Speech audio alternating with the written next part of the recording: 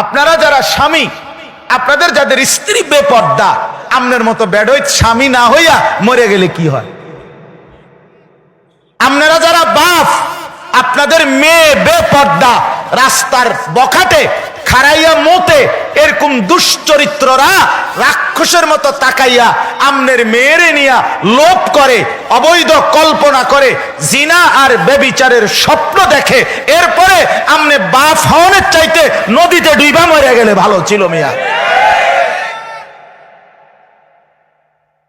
আমনের কোন পাগলে কইছে আমনে বাপ হইতেন? আপনার বেঁচে থাকার সার্থকতা কি? আমনের পৃথিবীতে বাঁচার সার্থকতা কি? খাট, হ্যাঁ, সোফা, ফার্নিচার, ফাঙ্গাস আর তেলাপিয়া, এটার নাম জিন্দিগি? হ্যাঁ, জিন্দিগি মানে কি? Fungus tilapia. জিন্দিগি মানে সাদওয়ানের বন বিড়ি আর এই বেডি সাউন্ড, টেলিভিশন সাউন্ড, এরই নাম জিন্দিগি।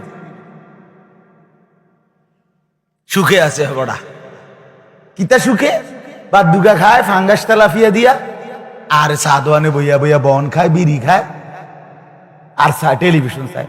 কেরুম আছেন যেটা আসি আল্লাহর রহমতে, আপনাকে দোয়া বালায়, ওটা বালায় আছে।